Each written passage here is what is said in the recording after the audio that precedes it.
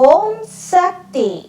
அருள் வாக்கும் அனுபவங்களும். சக்தி கிருஷ்ணா, வில்லிவாக்கம் மன்றம், சென்னை. இங்கு வந்து இருமுடி செலுத்தும் போது நீ நடந்து வந்த பாதையை திரும்பிப்பார் என்பது அன்னையின் அருள் வாக்கு. ஒவ்வொருவரும் அம்மாவிடம் வந்து சேர்வதற்கு முன்பு நம் வாழ்வின் கடந்த காலத்தை நினைத்து பார்க்க வேண்டும். அதன் மூலம் நமக்கு கிடைக்கும் பாடங்கள் தான் எத்தனை, படிப்பினைகள் தான் எத்தனை எத்தனை. நானும் என் வாழ்வின் கடந்த காலத்தை திரும்பி பார்க்கிறேன். அன்று 24 ஆண்டுகளுக்கு முன் நான் பொள்ளாச்சியில் இருந்தேன். அன்று என் வாழ்வில் பல பல ஏமாற்றங்கள், அடுத்தடுத்து தோல்விகள். தந்தை இறந்து போனார். திருமணமாக வேண்டிய நிலையில் சகோதரர்கள் சகோதரிகள், பிள்ளைகளாகிய எங்களை நினைத்து எங்கள் தாயாரின் சோகச் சுமைகள். 2 பிள்ளைகளையும் மனைவியையும் சேர்த்து மொத்த குடும்பத்தையும் பாதுகாக்க வேண்டிய நிலை. தொழில் சரியில்லை, வருமானம் இல்லை. எடுத்த முயற்சிகள் அனைத்தும் செலவு வைத்ததே தவிர எதிலும் நிலைக்க முடியவில்லை. வறுமை வறுமை, யாரிடமும் கையேந்த முடியாத சுயமரியாதை தடுத்தது. இனி உயிருடன் இருந்து யாருக்கும் பயனில்லை என்ற முடிவுக்கே தள்ளப்பட்டேன். எனது உடன்பிறப்புகள் ஒத்துழைத்திருந்தால் சமாளிக்கலாம். அவர்களும் ஒத்துழைக்கவில்லை. இந்த சூழ்நிலைகளில் தத்தளித்து கிடந்த போதுதான் அடர்ந்த இருட்டு வழியில் மின்னல் வெளிச்சம் போல அந்த பத்திரிகை கிடைத்தது. அந்த பத்திரிகை இதயம் பேசுகிறது, தேவி தரிசனம் என்ற கட்டுரை தொடர். அதை புரட்டிய போது மேல்மருவத்தூர் பற்றிய செய்திகள் படங்களுடன் வெளியிடப்பட்டு இருந்தன. ஒரு முறை மேல்மருவத்தூர் போய்த்தான் பார்க்கலாமே என்று நினைத்த போது கையில் பணமில்லை. எப்படி போவது தெரியவில்லை. அப்போது பொள்ளாச்சி நகருக்கு மேல்மருவத்தூர் அருள் திரு பங்காரு அடிகளார் வருகிறார், இங்கே ஆதிபராசக்தி வழிபாட்டு மன்றம் தொடங்கப் போகிறார் என்று விளம்பரம் ஒட்டப்பட்டு இருந்தது. அந்த விழாவை ஏற்பாடு செய்தவர்களுள் ஒருவர் முக்கியமானவர். அவர் ஓடி ஆடி பணியாற்றினார். அவர் மனைவியோ மருத்துவமனையில் அனுமதிக்கப்பட்டு கிடக்கிறார். இவரோ இங்கு அடிகளாரை வரவேற்கும் பணியில் சுழன்று வருகிறார்.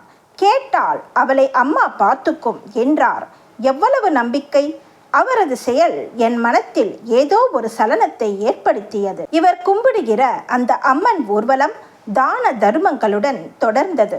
சில நாட்கள் கழிந்தன.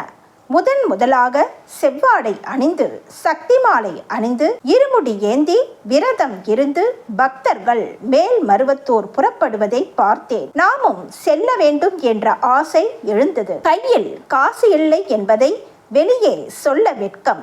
சிலர் பாத யாத்திரை செல்வதை அறிந்தேன். நானும் அவர்களில் ஒருவனானேன்.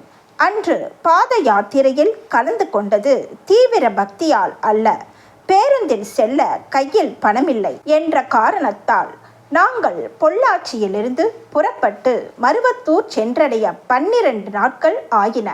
வழியில் எந்த மன்றத்தில் அழைத்தாலும் அங்கே சென்று அவர்களின் உபசரிப்பை ஏற்க வேண்டும் என்பது அன்னையின் அருள்வாக்கு உத்தரவு. நான் பாத யாத்திரை வரும்போது அம்மா கொடுத்த அனுபவங்கள் அனைத்தும் எழுதினால் ஒரு பெரிய புத்தகமே போட வேண்டும். பாத யாத்திரை 2ஆம் நாள் காலை 9 மணி. எங்கள் மன்ற தலைவர் 65 வயதானவர். பசிக்கிறது என்றார். அக்கம் பக்கம் சிற்றுண்டி சாலை எதுவுமே இல்லை.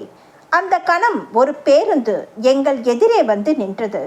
2 செவ்வாடை சக்திகள் உணவு பாத்திரத்துடன் இறங்கினர். எங்கள் எதிரே நெல்லடிக்கும் களம் ஒன்று சாணம் போட்டு மொழிகி சுத்தமாக இருந்தது. அனைவரையும் அழைத்து உணவளித்தனர். பழனியிலிருந்து வந்தவர்கள் அவர்கள். பசிக்கு விருந்தாவான், நோய்க்கு மருந்தாவான் என்று பாரதி கண்ணனை போற்றுவார். ஆதிபராசக்தி எங்கள் பசிக்கு விருந்து கொடுத்த அதிசயம் அங்கே நடந்து கொண்டிருந்தது. அன்று காலை 11 மணி. ஒரே வெயில். குளிப்பதற்கு இடம் தேடினோம். எங்கும் நீர்நிலையை காணோம். எங்கள் உடம்பெல்லாம் எரிச்சல். அம்மா, இது என்ன சோதனை என்று அம்மாவை நினைத்து வேண்டுகிறோம். திடீரென எங்கிருந்தோ வந்த ஒரு கருடன் எங்களை சுற்றிவிட்டு பாதை தாண்டி வலமாக சென்று எங்களை 2-3 முறை சுற்றி சுற்றி வருகிறது.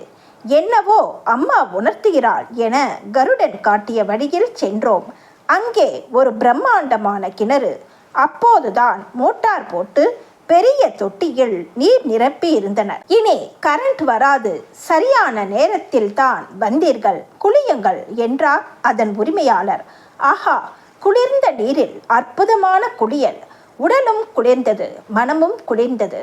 எங்களுடன் வந்த ஒரு தம்பி நீண்ட நேரம் கழித்து எங்கள் குழுவுடன் வந்து சேர்ந்தான். எனக்கு பசிக்கிறதே என்றான். நல்ல வெயில்.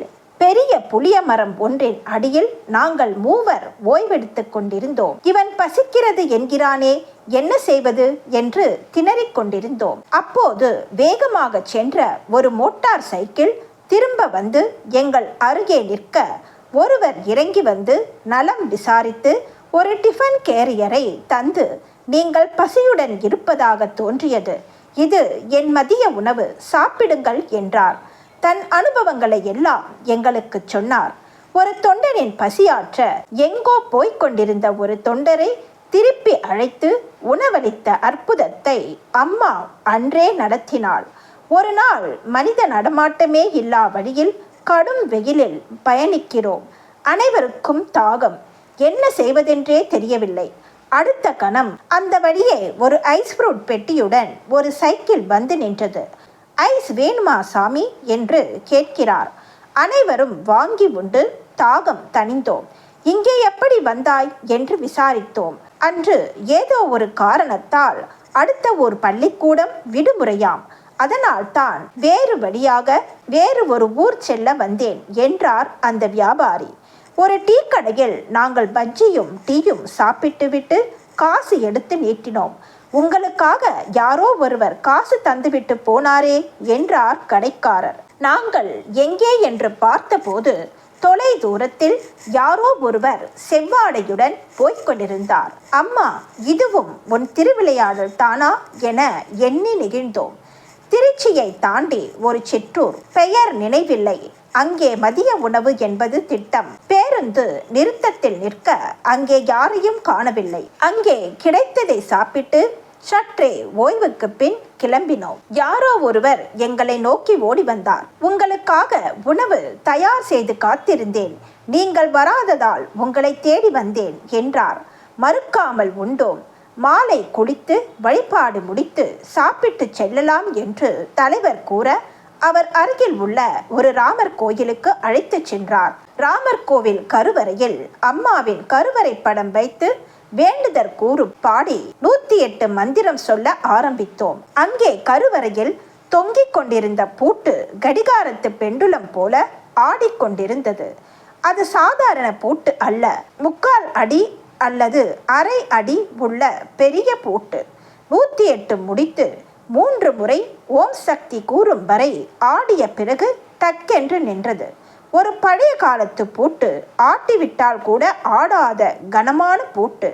அண்ட சராசரங்களையே ஆட்டி வைக்கிற அன்னை ஆதிபராசக்திதான் இந்த பூட்டை தொடர்ந்து ஆட்டி வைக்கிறாள் என நினைத்து குதூகலம் அடைந்தோம். திட்டக்குடி மன்றத்தில் எங்களுக்கு வரவேற்பு. அங்கு அளிக்கப்பட்ட விருந்து முடிந்த பின் கிளம்பி அரசூர் போகும் வழியில் பாதையெல்லாம் ஜல்லிக்கற்கள். சிமெண்ட் சாலையோ தார் சாலையோ இல்லை. கடும் வெயில். அரசூர் மன்றத்தினர் 1 கிலோமீட்டருக்கு ஒரு முறை பானகம் நீர்மூர் கொண்டு வந்து வழங்கினர். வழியில் காய்ந்து போன மரங்களை தவிர பசுமையே தென்படவில்லை. ஒரு வழியாக ஊர் எல்லைக்கு வந்தோம். அங்கே ஒரு சிறிய குன்றில் விநாயகர் கோயில். அதில் எங்களுக்கு வரவேற்பு. நாங்கள் களைப்பின்றி அன்னையின் 108 மந்திரங்கள் சொல்லி தீபாராதனை செய்யும் வேளையில் கொட்டோ கொட்டென்று மழை, கனமழை சுமார் 1.5 மணி நேரம் கொட்டி தீர்த்துவிட்டது. வந்தவர்கள் முகத்திலெல்லாம் ஆனந்த தாண்டவம். எங்கிருந்தோ வந்த சிலர் பெருமாள் கோயில் வெண்குடை பரிவாரங்களுடன் மேல தாளத்துடன் எங்களை ஊருக்குள் அழைத்து சென்றனர். ஒவ்வொரு வீட்டிலும் தேங்காய் உடைத்து அன்னையை வரவேற்ற விதம் எங்கள் அனைவருக்கும் வியப்பூட்டியது. அவ்வூர் மன்றம் அடைந்து இரவு உணவு உண்டோம். என்ன, நீங்கள் இப்படி தடபுடலாக வரவேற்பு ஏற்பாடு செய்துவிட்டீர்கள் என அங்கிருந்த ஒரு தொண்டரிடம் கேட்டோம். இங்கே சென்ற 6 ஆண்டுகளாக மழையே இல்லை. நம் அம்மா தொண்டர்களான நீங்கள் கால் வைத்ததும் மழை, அதுவும் கனமழை. அதனால் எங்கள் ஊராருக்கு அளவற்ற மகிழ்ச்சி. அதன் காரணமாகவே ஊரார் அனைவரும் தங்கள் நன்றியை அன்னைக்கு காணிக்கை ஆக்கினர் என்றார். பாத யாத்திரையின் போது வழியில் பல பல தெய்வீக அனுபவங்கள், அதையெல்லாம் விவரித்தால் நீண்டு கொண்டே போகும்.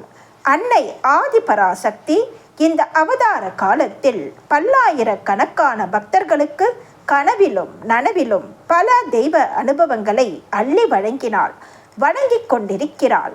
அனைத்துக்கும் மேலாக பாத யாத்திரை வந்த பக்தர்களுக்கு கிடைத்த தெய்வ அனுபவங்கள் ஏராளம் ஏராளம். காடு சென்று கடுந்தவம் புரிந்த முனிவர்களுக்கும் ரிஷிகளுக்கும் மட்டுமே கிடைக்கின்ற தெய்வ அனுபவங்களை அன்னை இந்த அவதார காலத்தில் வழங்கினாள், எளிதாக வழங்கினாள்.